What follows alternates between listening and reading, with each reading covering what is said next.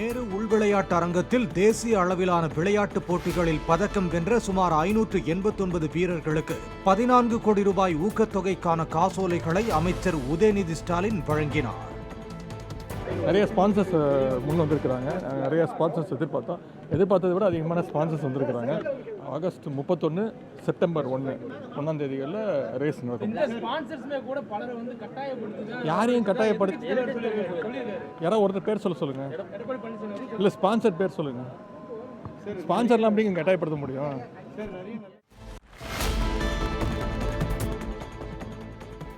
பட்டா சிட்டாக்களில் பெயர் மாற்றங்களை கண்டறிந்து சுமார் 14,000 ஏக்கர் கோயில் நிலங்கள் இந்து சமய அறநிலையத்துறையால் மீட்கப்பட்டுள்ளதாக அமைச்சர் சேகர் பாபு தெரிவித்துள்ளார். சென்னை கீழ்ப்பாக்கத்தில் உள்ள காஞ்சிபுரம் ஏகாம்பரநாதர் பள்ளி வளாகத்தில் ஆய்வு மேற்கொண்ட பின் பேட்டியளித்த அமைச்சர், பட்டாவில் பெயர் மாற்றம் செய்யப்பட்டிருந்த நிலங்களை கண்டறிந்து 1300 ஏக்கர் நிலங்கள் திருக்கோயில் பெயருக்கு பட்டா மாறுதல் செய்யப்பட்டுள்ளதாக கூறினார். மேலும் 1,69,000 ஏக்கர் நிலங்கள் இப்போது வரை அளவிடப்பட்டுள்ளதாகவும், நிலங்களை மீட்பதற்காக 38 வருவாய் வட்டாட்சியர்கள் கூடுதல் பணிக்காக இந்து சமய அறநிலையத்துறை பெற்றிருப்பதாகவும் தெரிவித்தார். மதுரை கப்பலூர் சுங்கச்சாவடியை அகற்றுவேன் என தேர்தல் நேரத்தில் முதலமைச்சர் ஸ்டாலின் வாக்குறுதி கொடுத்தும் இதுவரையில் ஏன் அகற்றப்படவில்லை என முன்னாள் அமைச்சர் செல்லூர் ராஜு கேள்வி எழுப்பினார். சுங்கச்சாவடியை அகற்ற கோரி சாலை மறியலில் ஈடுபட்டு கைதான முன்னாள் அமைச்சர் RB உதயகுமாரை நேரில் சந்தித்து ஆதரவு தெரிவித்தார். தம்பி RB உதயகுமார் அவர்கள் அதை எங்களுடைய முதலமைச்சர் இடத்தில் எடுத்து சொல்லி, இந்த பகுதியில் வாழ்கிற மக்கள் ஆதார எண்ணை காமித்தால் மட்டுமே போதுமானது, அவர்கள் எத்தனை முறை வேண்டுமானாலும் போகலாம் வரலாம், அவரிடத்தில் கட்டண வசூல் செய்ய மாட்டார்கள், செய்யக்கூடாது என்ற ஒரு உத்தரவை பிறப்பித்திருந்தார்கள். தேர்தலுடைய அட்டவணையை பார்த்தவுடன் மீண்டும் யாராக இருந்தால் வசூல் செய்வோம் என்று சொல்லி அன்றைக்கு வசூல் செய்து கொண்டிருக்கிறார்கள். இந்த கட்டண மையத்தை நிச்சயமாக அப்புறப்படுத்துவோம், முதல் கையெழுத்தாக நான் போடுவேன் என்று நம்முடைய முதலமைச்சர் வாக்குறுதி கொடுத்தார். கேரளாவின் வயநாடு சூரல் மலையில் நிலச்சரிவில் சுமார் 50 தமிழ் குடும்பங்கள் காணாமல் போனதாக அங்குள்ளவர்கள் தகவல் தெரிவித்துள்ளனர். ஏராளமான தேயிலை தோட்டங்கள் உள்ள அந்த பகுதியில் தமிழகத்தைச் சேர்ந்தவர்கள் அதிக அளவில் குடியிருப்பில் தங்கி வேலை பார்த்து வந்ததாக கூறப்படுகிறது. மலையிலிருந்து எல்லாம் இடிஞ்சு வந்து எல்லாம் நிறைய பேர் எல்லாம் போயிட்டாங்க. தண்ணியில் கொஞ்சம் பேர் தான் கிடச்சிருக்கிறாங்க. 100 பேர் எல்லாம் தேடிட்டு இருக்கிறாங்க. ஒரு குடும்பம் கிடச்சிருக்கிறது எவ்வளோன்னு தெரியல. இங்கெல்லாம் எங்களுக்கு கரண்ட் இல்லாதனால ஒன்றும் பார்க்க முடியல.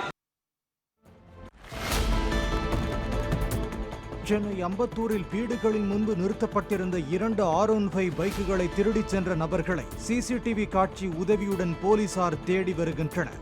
உரகடத்தில் நண்பர்களான ராமு மற்றும் டில்லி ஆகியோரின் பைக்குகளை கள்ளச்சாவி போட்டு திருடி சென்றனர். ஒருவர் பைக்கை தள்ளிக்கொண்டு செல்வதும் மற்றொரு வாகனத்தை டோ செய்து திருடிச் செல்வதும் CCTVயில் பதிவாகியிருந்தது.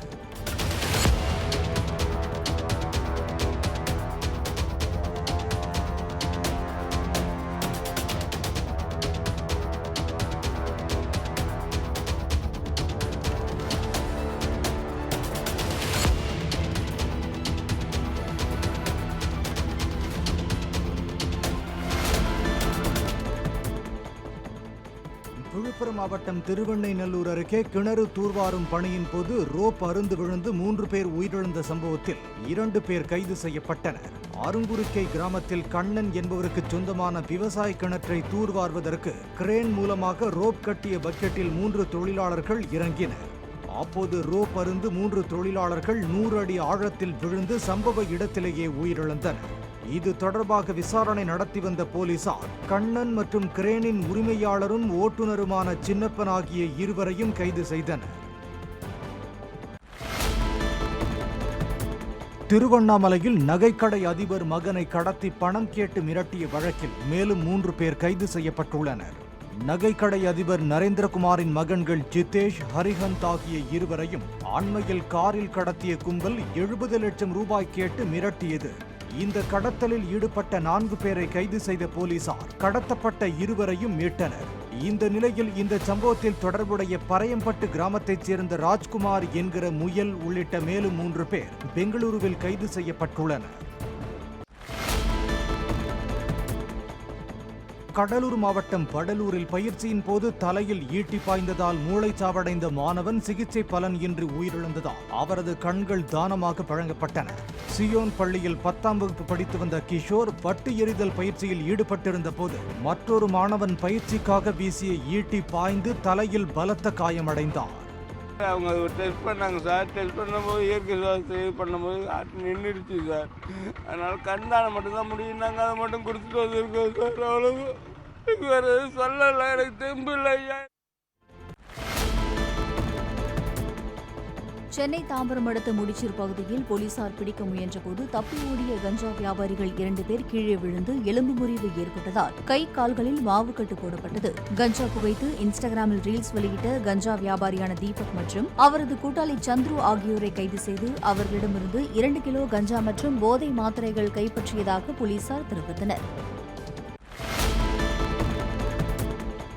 சுகாதாரத்துறையில் உள்ள மருத்துவர் மற்றும் மருந்தாளுநர் கிராம செவிலியர் பணியிடங்கள் விரைவில் நிரப்பப்படும் என்று சுகாதாரத்துறை அமைச்சர் மா சுப்பிரமணியன் கூறினார். காரைக்குடியில் சுகாதாரத்துறைக்கான 11 புதிய கட்டிடங்களை திறந்து வைத்து பேசிய அவர் 2553 மருத்துவ பணியிடங்கள் நிரப்புவதற்கு தற்போது தேர்வு நடைபெற உள்ளதாக கூறினார். ஏற்கனவே ஆரம்ப சுகாதார நிலையங்களில் இருக்கிற மருத்துவர்கள் பணியிடங்கள் ஏறத்தாழ 70 மருத்துவ பணியிடங்கள் நிரப்பப்பட்டிருக்கிறது. இன்னமும் காலியாக இருக்கிற பணியிடங்கள் எல்லாம் மிக விரைவில் மாண்புமிகு தமிழ்நாட்டின் முதலமைச்சருடைய வழிகாட்டுதலோடு 2553 பணியிடங்கள் நிரப்பும் பணிகள் நடைபெற்றுக் கொண்டிருக்கிறது. அந்த தேர்வு பணிகள் முடிவுற்றவுடன் 100% காலி பணியிடங்கள் நிரப்பப்படும். ராசிபுரம் நகராட்சி நிர்வாக விவகாரங்களில் நகர்மன்ற தலைவர் கவிதாவின் கணவரான தேமுக நகர செயலாளர் சங்கர் தலையிடுவதாக கண்டித்து நகராட்சி அலுவலக நுழைவு வாயில் முன்பு தேமுக கவுன்சிலர்கள் தர்ணா போராட்டத்தில் ஈடுபட்டனர். நகராட்சி நிர்வாகத்தில் தலையிடும் சேர்மான் கணவர் சங்கரை கண்டிக்கிறோம். நகராட்சி நிர்வாகத்தில் தலையிடும் சேர்மான் கணவரை கண்டிக்கிறோம். கடந்த சனிக்கிழமை நகர்மன்ற கூட்டம் நடந்தபோது அங்கு வந்த சங்கர் கவுன்சிலர்களை தகாத வார்த்தைகளில் பேசியதாகவும் அதனை தட்டி கேட்டு கலைமணி என்பவரை கீழே தள்ளிவிட்டதாகவும் கூறப்படுகிறது. இதனை கண்டித்து இன்று தர்ணா போராட்டத்தில் ஈடுபட்ட கவுன்சிலர்கள் கவிதா மீது நடவடிக்கை எடுக்க வேண்டும் என கோஷம் எழுப்பினர்.